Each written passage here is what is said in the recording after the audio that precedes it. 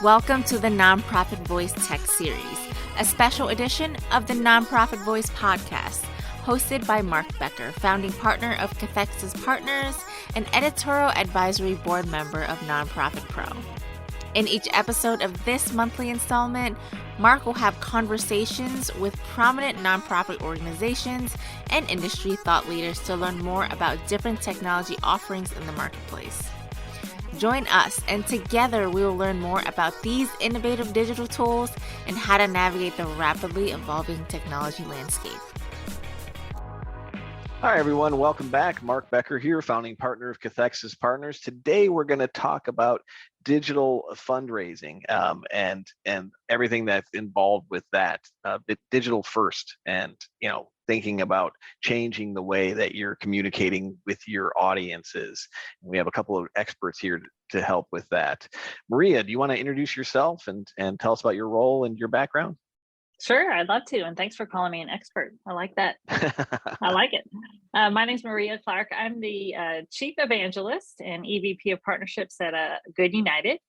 We are a technology solutions partner for nonprofits, helping them embrace digital first fundraising, which in our mind is native fundraising. It's not making what you're doing hybrid. It's finding people where they are engaging with you digitally and finding ways to help nonprofits engage and fundraise that way. I came to GoodUnited about 1.5 years ago after, I don't want to say how long, but a long time at a large nonprofit, the American Cancer Society. I had an amazing career there and was honored to be a part of that organization for so many years. But in my last role, I was leading our nationwide portfolio of events. So I enjoyed that wonderful event experience through COVID and how challenging that was. And I think that kind of sets up our conversation today because it made a lot of nonprofits, it forced them to really think differently about how they can find new supporters when you take away your events, which is often the grassroots way that you get people involved. What do you do next? So I know all the challenges that nonprofits face, and that's kind of what I do here at GoodUnited is work with our partners to really understand what they are trying to accomplish, open their eyes to what's new, and help them embrace that third shift of giving. And really excited about, I'm not going to steal your thunder, but the guests that you have with us, because we partner with them and they are amazing front runners in this space. So thank you, Mark, for having me on. And thank you. I'm not going to say your name. I'll let you introduce him, Mark. It's a mystery.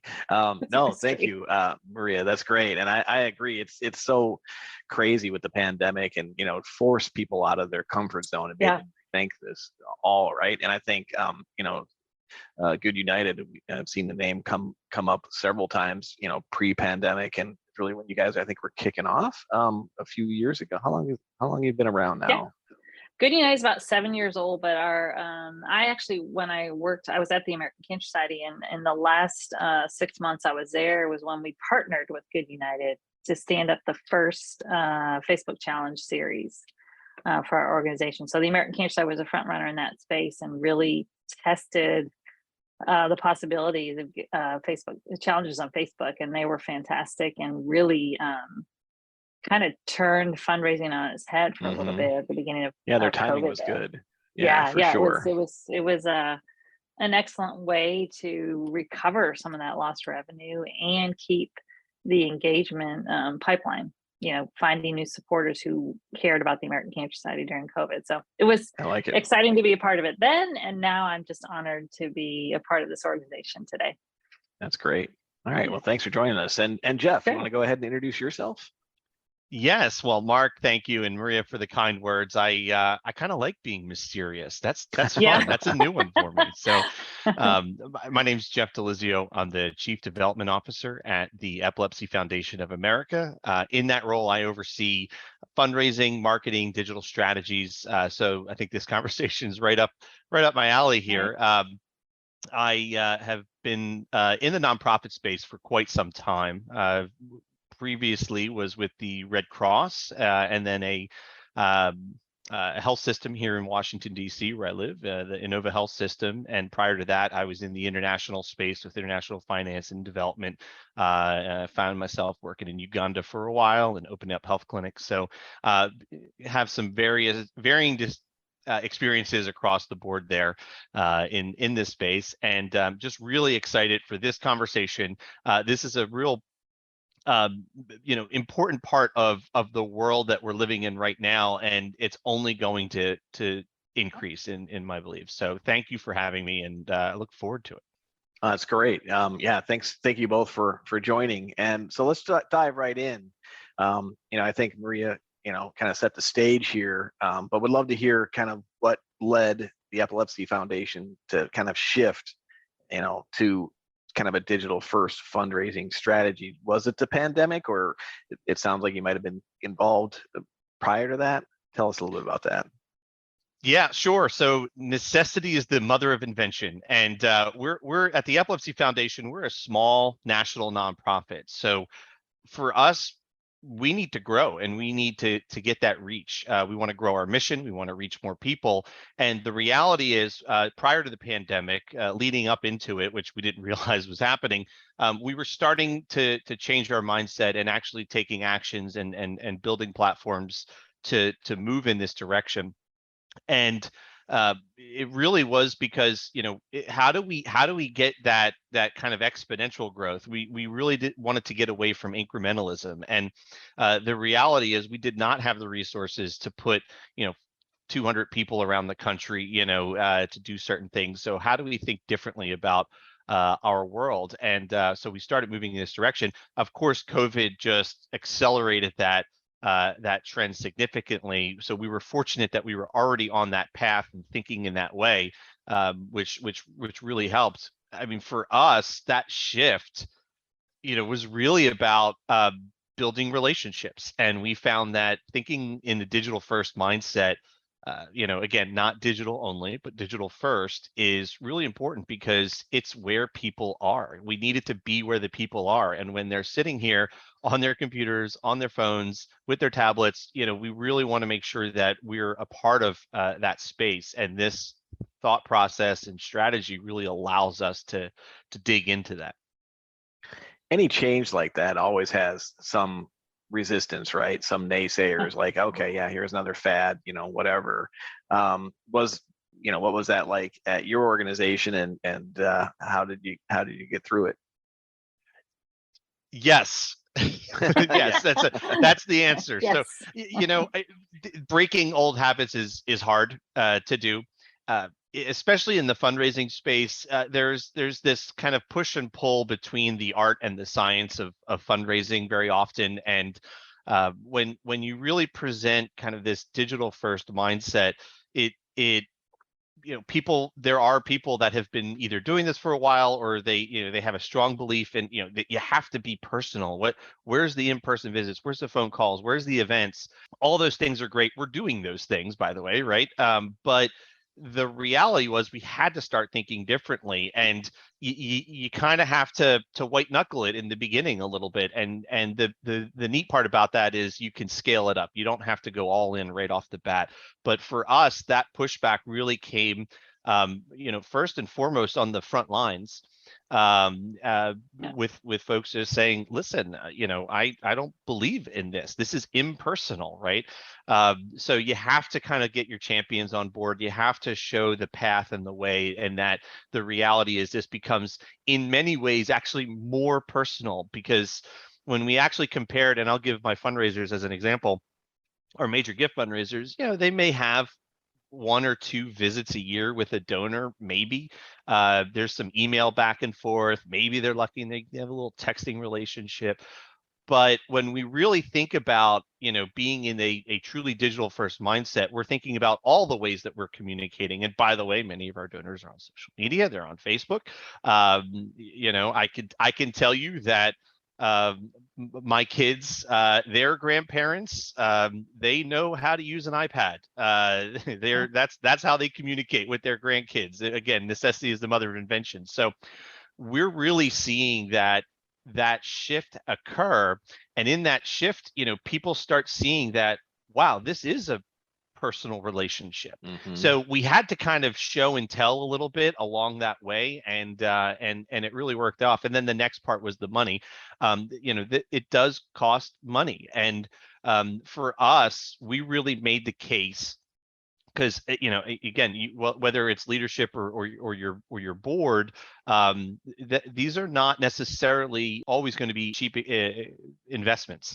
But the problem, the opportunity there, let me say, is that you're investing for the future, and that to me is really important, to have a diversified revenue stream, which I think COVID actually made that a lot easier in terms of the pushback, because we're not going back to the way things were, right? Our growth is really looking at all of our channels, and digital is a critical point of that.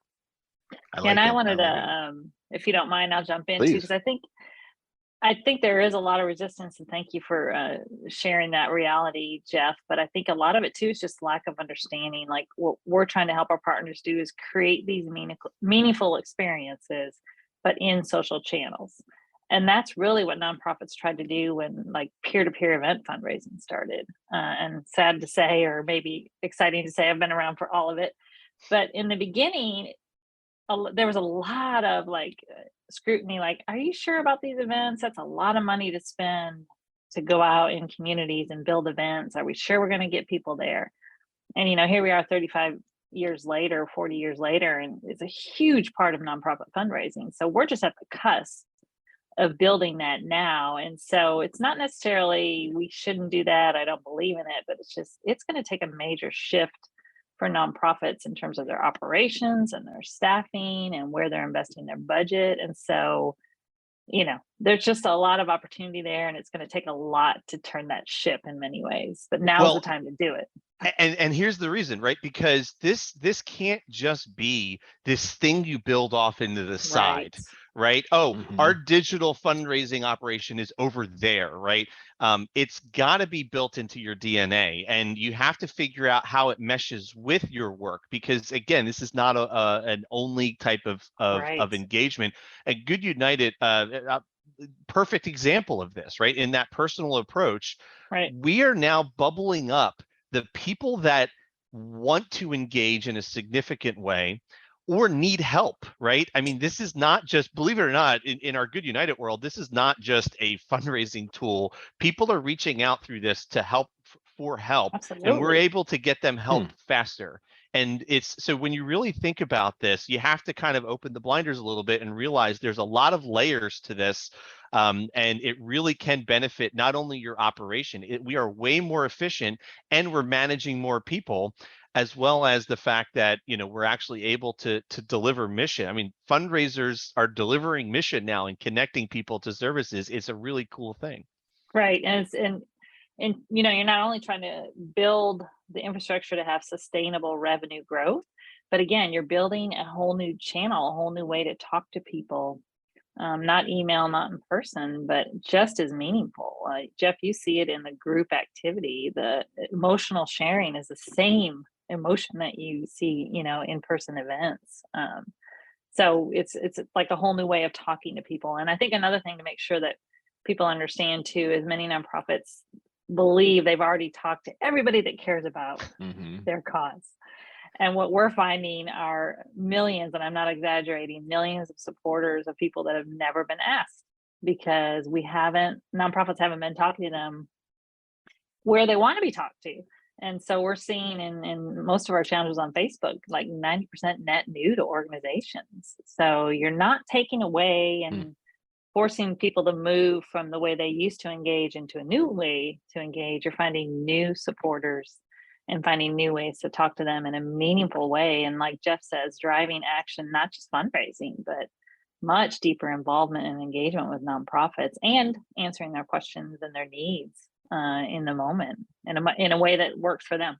It's all about the data, right? So yeah, you need to have some data and a plan to invest in these solutions in the first place, and these approaches, right? But you also then, you need this data to actually communicate and take advantage, and data is everything. So yeah, Geoff, tell us what role and how you use data, and what you're looking at, and what's important to you these days. Well, data makes you smart. And I'll just do a pitch out there to all of my nonprofit colleagues who I'm sure all know this, but we don't do anything now. We don't engage in any platforms. We don't engage in any projects or strategies that aren't driven by data. And I think that's really important. Yes, I love the gut check now and then, but the reality is, we have it, and it needs to be easily accessible. So that's just my pitch to folks is to make sure you're tracking data, make sure it can be easily accessible, or that turns into the modern version of the binder of policies or whatever that you put on your shelf that no one ever looks at, right? So anyway, put that aside. For us, in terms of how we're making these decisions and how we're looking at this, we did have to think differently about it, because the first thing that everybody looks at in my world is the dollars, right? Now, the good news here is in the digital space, I can track that with absolute insane amount of granularity, which can be just horribly addicting to look at all of the charts, and all the data streams that are coming in. It's so fun. You can really nerd out on that stuff. But in terms of how we started thinking about data to make our investment decisions and to look at how we're going to implement these things and are they working, the money was there, but the digital space is really about engagement for us. So we really built data streams that really tracked engagement. So we wanted to see how many people were touching our organization, right? So for us, this kind of was all part of this digital first strategy with, we're with Salesforce, which is an incredibly powerful tool that is connected now to AWS and our data lake, which has everything flowing into it. So I have this really wonderful view of our operation across the organization. But the reality is that data, we are focused in many ways more on touch points and engagement data than we are on the financial data and on the revenue, because as long as we're seeing that engagement increase and grow, we know that the money is coming because we can see that correlation. And frankly, much of our data now is real time. So, we're able to make that movement even faster. Yeah, and that data piece was really a critical role that GoodUnited plays. When birthday fundraisers started in 2018, nonprofits just got checks from Facebook, and they're like, "All right, here's some money." That's nice, but yeah, how much? Exactly. How do we talk to them? And so, in our partnership, we're a business partner with Meta, but now we are able to deliver that data straight to nonprofits, so they knew who's giving, how many times they've given, who's supported them, and ultimately our vision is to have a whole lifetime journey with that customer, and that again provides more rich data back to nonprofits about what messages work and how to more deeply engage them, how to drive repeat action. You're talking to the right person when you're talking about data, because Geoff's, as he said, he is a nerd. I've noticed that he nerds out on this data. Love it. Well, but let me tell you like there's one more piece of this, right, on the data front, and we were touching on this earlier, which is related to data. Many nonprofits, we had to get out of our mindset of what that data meant and what data we wanted or needed, because if I had one more person tell me, why aren't you getting a mailing address on these folks, I was like, that go, stop, right? Because the world has shifted, and for us, we need to meet people where they're at. And as we think about data, we have to realize that, I don't have a mailing address. In some cases, I don't have an email address, and that is just fine, because we are engaging people where they want to be engaged, and we have tools like GoodUnited to be able to do that. But that's a big change for some nonprofits. For Bill, is they have this kind of rigidity in terms of what they expect to document, and you have to kind of break free of that. I think that's so important. Oh, sorry. Go ahead, Maria. No, I was going to say I have an excellent anecdote about this. I was invited to speak at a conference, and I think it was 2018, possibly right after birthday fundraisers, really kind of started exploding on Facebook. And I realized that I spoke at a conference about, take the money. It doesn't matter. And there were a lot of nonprofits who were really hesitant to even turn on Facebook tools because they could not get any information. And I'm like, that's crazy talk. Take the money. There's people out there that want to support you, and maybe you can't get the information from them at that moment, but maybe they're going to be engaged deeper and you can connect with them later. Now, obviously, we're at a different point, but I still think the historic perception of a donor file, that's a thing that's in transition as well. It's not always about email, mailing address. That's what we talk about third shift. It used to be a mailing address. You could do anything with a mailing address, your direct mail program, door to door, blah, blah, blah. Then when, websites and online giving tools started, that email address was gold, and that was what nonprofits relied on. And they owned it. They owned the events that they put on, so they could capture all that information. Now we're in this third shift, and social giving channels aren't owned by nonprofits. So it is more of a challenge for them to obtain the data they need. And that is a particular roadblock for some, but it is a change of mindset, a cultural change to think differently. How can I embrace that without having every minute detail that we used to have? And then really stepping back and thinking, do I really need all those minute details? Don't I just need to know how to, create a conversation with a new supporter and engage them deeper? And that's what you all do at GoodUnited, right? We help you also help them learn more about their constituents, their donors, their obviously. Absolutely. It's having that conversation. So I think that's invaluable. Why do you care about Epilepsy Foundation of America? Why did you fundraise? What was important to you?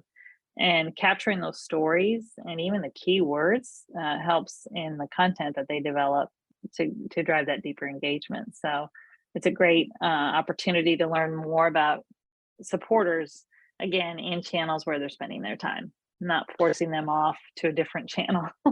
Exactly. Yeah. And we were talking before we started recording, and I think it's worth bringing up here that it's not just, as Geoff, you were saying, it's not just the mailing address, it's not just the email address, it's all these other things, right? And we were talking about how you go to LinkedIn any day now and you see someone started a new position every day. So of course, how do you keep up with those email addresses if they're a professional business address, because they're always changing? But what's probably not changing? Their LinkedIn profile, their Facebook, their Instagram, That's right. And Geoff, you gave another great example, their live stream, their gamer name, right? And that's what they want to be communicated as, right? Yeah, I mean, that was one of our first hurdles, from a database perspective, which we started this, this Stream for Epilepsy. It's our gaming platform, and it's been really successful, and we're having a ball with it. But when we started, the only data we were getting was their username, and that's how they want to be. Like we've got Savage Pixie, we've got Cool Boy, we've got Phoenix, and that's the information we have on them. But that's what they want to, how they want to engage, and what they want to be called. So guess what? We have to change. We can't just force people. The world doesn't operate like that anymore. Yeah, definitely well said. And so give us some suggestions.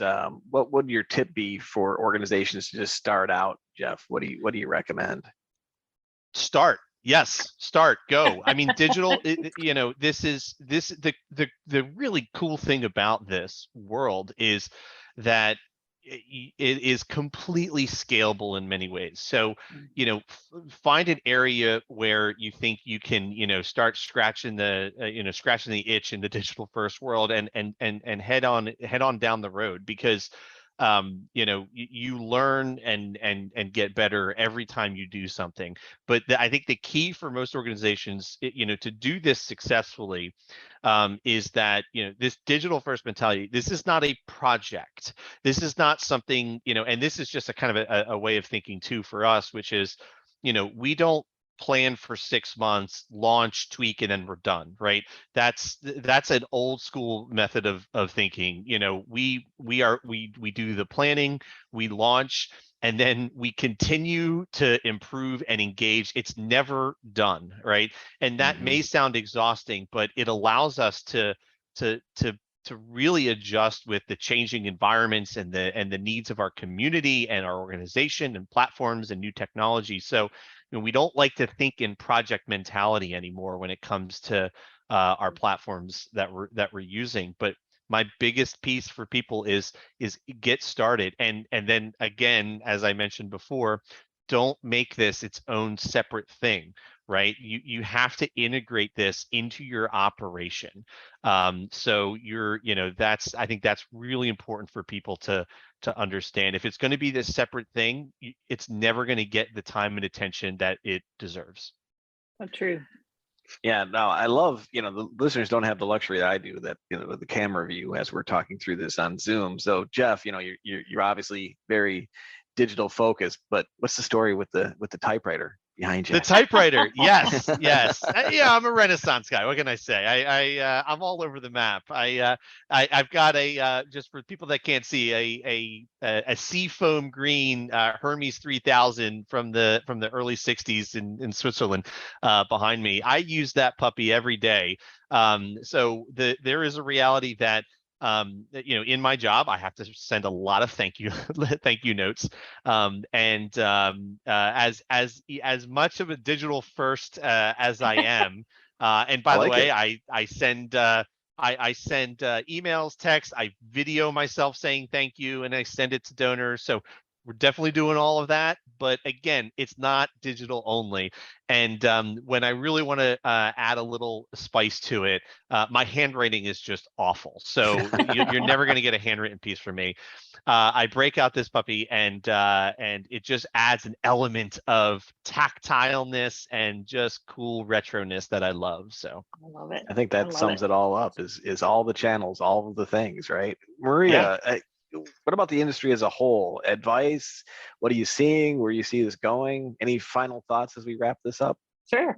I mean, I think what I want to embrace or inspire nonprofit partners like Geoff and others is to take control. You can sit back and wait for social media fundraising to develop and, wait for the checks to come in, or you can take control and really start building a vision for your organization of how you're going to find new supporters, how you're going to engage them, how you're going to talk to them, and how you're going to build that lifetime value. And so you don't have to sit back and wait. Like Geoff said, start now. Turn on your Facebook giving tools if they're not turned on. Really start thinking about what the possibilities can be. And that's where GoodUnited comes in. And we really want to understand what you're trying to accomplish and help you figure out a strategy for how to use social media. And I think it all is, like I said earlier, it's the beginning. And the more infrastructure and understanding you build, and understanding what data you're going to collect and how you're going to present that to your board and your leadership to make the case for greater investment, just like we used to in other events. It's all about the ROI and your return on ad spend, and the same kind of metrics, but they're coming from a different place. So now's the time to really take control and start building for the future. And, we're just honored to work with so many amazing nonprofits, and everybody at our organization just feels like we're a part of changing the world. And we want to keep doing that in new ways. So thanks for having us on, and special thanks to Geoff too. He and the Epilepsy Foundation are fantastic partners, and they're really helping us push the envelope too. So thank you, Geoff. Well, thanks you both for joining. But as we wrap up, Geoff, I'm going to leave it to you. Any final thoughts? Any last words of advice? This digital first is not optional. That is my best piece of advice, right? This is something that we need to be in if we're going to continue to grow our missions in the nonprofit space. So get started. And just like we did with GoodUnited, we started small, right? I mean, we did not dive in and put in a huge amount of money into GoodUnited. And they worked with us, so we were able to start small, test the waters. We got a trend rate going, and then we were able to grow our investment because we knew what the returns were telling us from the data. So for us, you got to get started. This is not optional. Start small and then don't stop. So there you go. Right. Well said. All right. Well, thank you so much, both of you, for joining today and sharing your thoughts and expertise and all that. And Geoff, I'll keep an eye out for my mail for my, typed letter. I need your mailing address. Oh gosh. Yeah, Well, I'll send you a donation slip. there you go. All right. Well, thank you both so much. And thanks everybody for listening in today. Have a great day. Thank you. Thank you. Thank you so much for joining us. We look forward to seeing you on the next episode of The Nonprofit Voice. You can listen to more episodes of The Nonprofit Voice at nonprofitpro.com/podcast/the-nonprofit-voice. And remember, for your convenience, you can stream any and all episodes of The Nonprofit Voice on iTunes, Google Play, and Spotify.